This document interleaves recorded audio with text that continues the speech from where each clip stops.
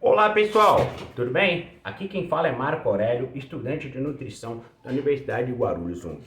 Hoje eu vim falar para vocês sobre alimentação e hidratação para ter uma vida mais saudável.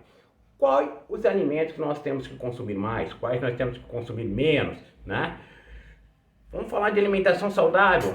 Vamos falar de alimentação saudável, tem os alimentos in natura, os processados, ultraprocessados.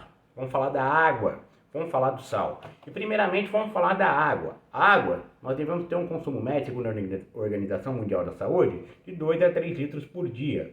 A dica é um copo d'água a cada minuto e sempre que for sair de casa levar uma garrafinha para consumo dessa água, né?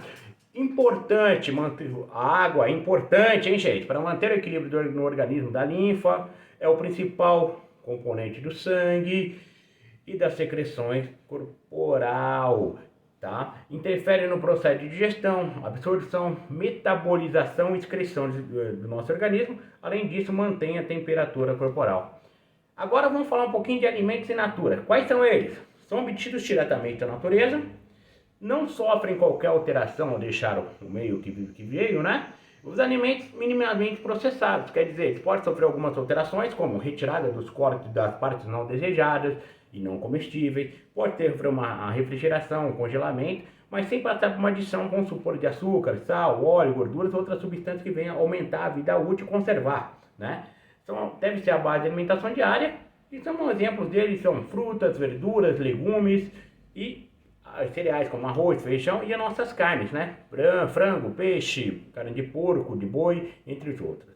E os alimentos processados são fabricados pela indústria com adição de açúcar, de sal e de outras substâncias de uso culinário que não são do alimento in natura, para aumentar o tempo de durabilidade do alimento e também o gosto dele, né? O paladar dele ao nosso ingerirmos. Alguns exemplos de alimentos ultraprocessados são o bacon, que vem do toicinho, que é salgado, a sardinha enlatada, que coloca-se óleo e sal, o atum enlatado, queijos, pães, que são feitos de farinha de trigo, né? Um palmito, que vem lá em conserva, né? E cebola, couve, frutas, coisas em conserva. Esse alimento tem que ser ingerido de modo moderado, não pode ser a base da alimentação, tá, gente? E os alimentos ultraprocessados, esses são mais complicados. São fabricados pela indústria, tá? São produtos geralmente prontos para consumir, necessitando, às vezes ou não, de um pré-aquecimento ou de um aquecimento, tá? E são derivados de parte de alimento ou de substância de alimentos, tá? Podem até ser produzidos em laboratórios com adição de ingredientes como corante, aromatizantes, realçadores de sabor. Alguns exemplos são salgadinhos, pacote, refrigerante, suco em caixa ou em garrafa, macarrão instantâneo, nosso famoso miojo, que é rapidinho fazer, né? Achocolatado, carne enlatada, feijão enlatado. São alimentos com alto teor de sal e gorduras e devem ser evitados, hein, gente?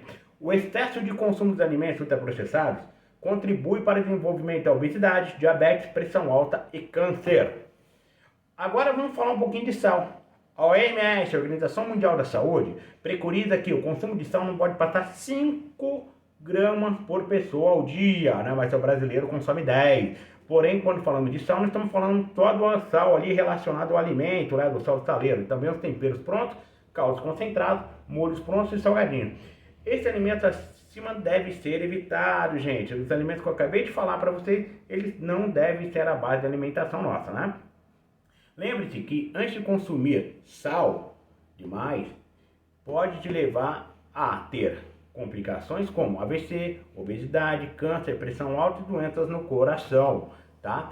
Gente, então, alimentos processados, mais ou menos, ultraprocessados, devem ser evitados, de alimentos in natura deve ser a base da alimentação. Água, 2 a 3 litros por dia, e sal, 5 gramas no máximo. Excesso de sal também faz mal e pode levar a muitas complicações cardiometabólicas, tá? Então, gente, essas nossas dicas de hoje, tá? Sobre alimentação saudável. Agradeço a todos. Muito obrigado. Tchau, tchau.